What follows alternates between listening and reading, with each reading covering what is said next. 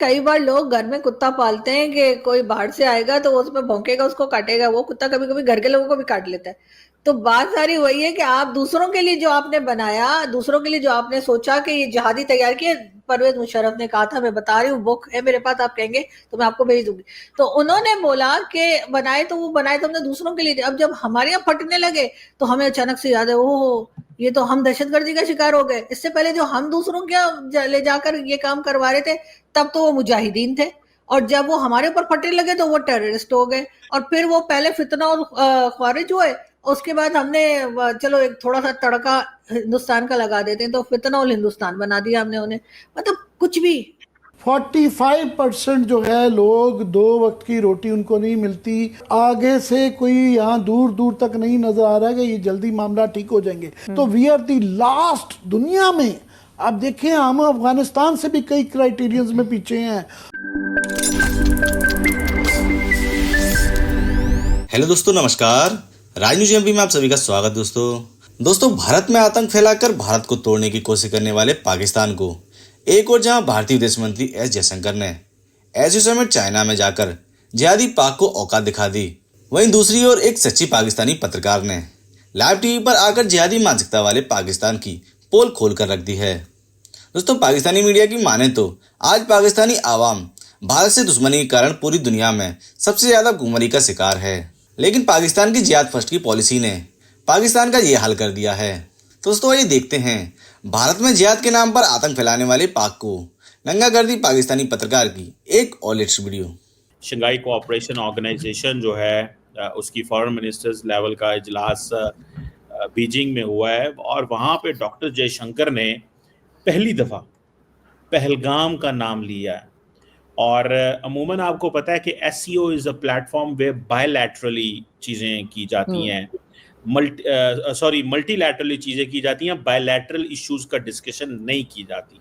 जैसे कि आपको याद होगा कि जब जयशंकर पाकिस्तान आए थे तो पाकिस्तान ने कश्मीर का जिक्र नहीं किया था क्योंकि ये एक बायलैटरल इशू था, लेकिन उन्होंने वहाँ पे पहलगाम का जिक्र किया है। आपको क्या लगता है ये पाकिस्तान के पीछे पड़ गए हैं इंडिया और मामलात जो है ना वो ख़राब हैं, तो ये पहलगाम को घसीटना चाहते हैं, लंबा करना चाहते हैं, although is a terrorist incident है।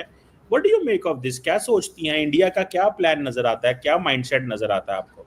सर मुझे लगता है कि इंडिया की तरफ से या भारत की तरफ से ये कोशिश की जा रही है कि बाकी कंट्रीज भी जो हैं वो इस बारे में बात करें, इसको हाईलाइट किया जाए, इस इंसिडेंट को या इस टेरर अटैक को।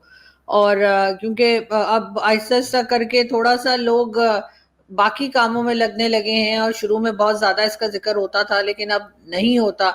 शायद वो चाह रहे हैं कि अभी इस चीज को लोग भूले नहीं और इसी को हाईलाइट करते रहें।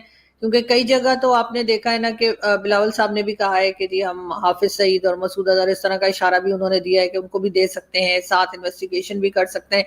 लेकिन उसी के साथ साथ अब दुनिया आगे की तरफ बढ़ रही है, मतलब बाकी कामों में जा रही है। तो अब ये जो टेरर अटैक था इसके ऊपर बातचीत होनी थोड़ी कम हो गई है। शायद भारत चाहता है कि इसके ऊपर मजीद बात हो, इसी वजह से उन्होंने SCO में जो है वो ये बात की है, जबकि वहां पे ये टॉपिक था नहीं। जो एजेंडा था उसमें ये बात नहीं थी मेरे ख्याल से।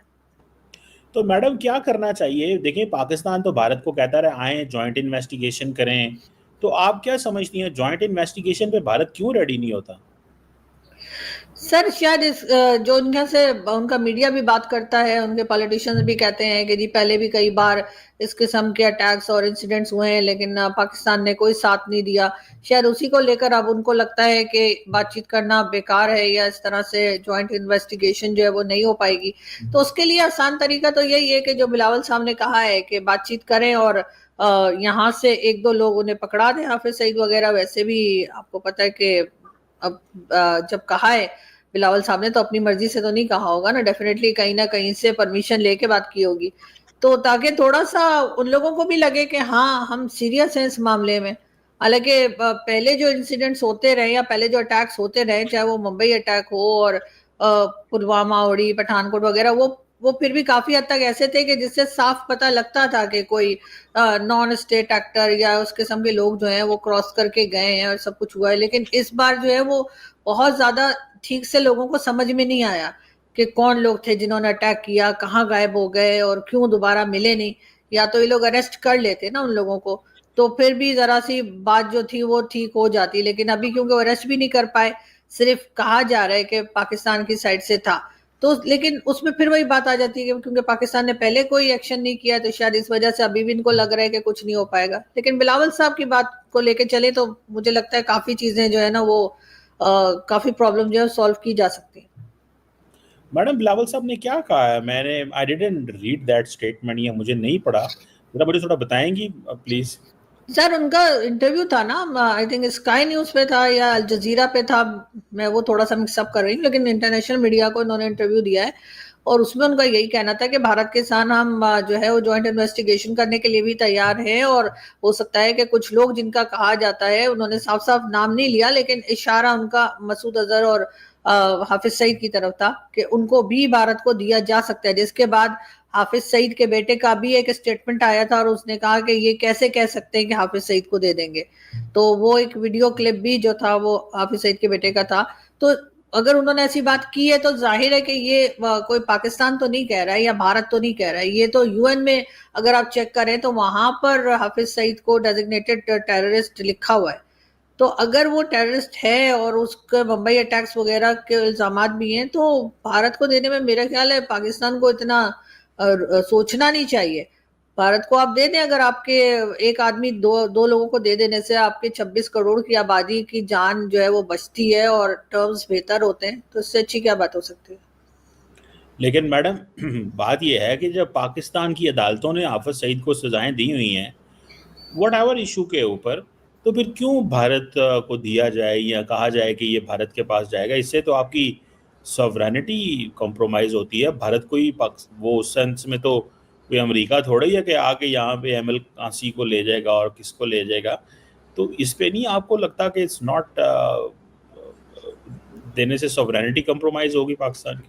नहीं सर, मुझे नहीं लगता कि ऐसा कुछ होगा। दूसरा, पाकिस्तान ने हाफिज सईद को कोई प्रॉपर सजा नहीं दे रखी है, सभी जानते हैं कि वो हाउस अरेस्ट है। वरना 1-2 साल पहले जब उसके घर के बाहर ब्लास्ट हुआ था तब भी कहा जा रहा था कि हाफिज सईद अंदर है, और अब तो ये खुल्लम खुल्ला कहा जाता है कि वो जेल में नहीं है, वो हाउस अरेस्ट है। मतलब इमरान खान जेल में है जो कि प्राइम मिनिस्टर रह चुके हैं, लेकिन हाफिज सईद जो जिसको टेररिस्ट कहा जाता है, जो टेररिस्ट है, और ये नहीं मतलब यूएन ने भी कहा है, लेकिन ये कि उसको हाउस अरेस्ट किया हुआ है।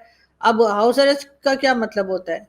किसी को क्या पता वो कब बाहर घूम रहा है, कब घर के अंदर है, घर में उसने सारी फैसिलिटीज आपने उसको दी हुई है, किस लिए?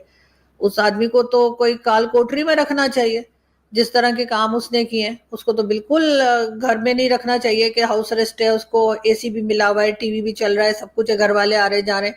उसको तो बहुत ही सख्त किस्म की सजा मिलनी चाहिए अगर भारत को नहीं देना चाहते। वैसे मैं तो कहती हूँ भारत को दे दें, रखकर करना भी क्या है। नहीं, वो जारी बात है मैडम, बहुत सारे लोग कहेंगे पाकिस्तान के अंदर तो एक नया वो शुरू हो जाएगा, सिचुएशन पैदा हो जाएगी। ये ऑब्वियसली थोड़ा मुश्किल काम ही है कि भारत को दे। इस तरह तो कल पाकिस्तान कहेगा जी कि फलां बंदा हमें इंडिया से चाहिए, उसने ये एक्टिविटी करवाई है, तो फिर तो क्या इंडिया देगा? मतलब इंडिया तो नहीं कभी भी देगा।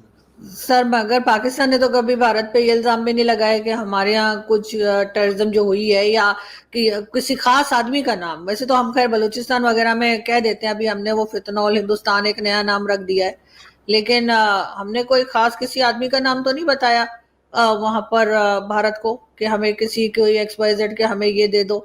भारत तो कई नाम बता चुका है, एक लंबी लिस्ट है भारत जो देता है। हमने तो कोई लिस्ट नहीं दी और हमने तो कोई नाम नहीं बताया। अगर हमारे पास भी कोई नाम है तो हम बता दें, लेकिन ऐसा कभी हुआ नहीं है। और टेररिज्म तो सर हमारे यहाँ से ही जो है मनी लॉन्ड्रिंग भी होती रही है, हमारे यहाँ से हम टेररिज्म को भी सपोर्ट करते रहे हैं। हाफिज सईद, मसूद अजहर और इस किस्म के लोग जो हमने लकवी वकवी पाल के रखे, इन्हीं की वजह से तो सर हम FATF में 4 बार गए, भारत तो नहीं गया। तो अगर हम ये इल्जाम लगाते हैं कि टेररिज्म हमारे यहाँ टेररिज्म भारत करवा रहा है, तो फिर हमें ये भी कोशिश करनी चाहिए कि हम भारत को FATF में ले जाएं। लेकिन हमारे कहने से तो कोई लेके जाएगा नहीं ना, उसके लिए हमें साबित करना पड़ेगा। वो हम नहीं साबित कर पाते, दूसरे लोग साबित कर देते हैं कि हमारे यहाँ से टेररिज्म भी हो रही है, मनी लॉन्ड्रिंग भी हो रही है, टेरर फंडिंग भी हो रही है। तो जाहिर है हमारी साइड वीक है ना।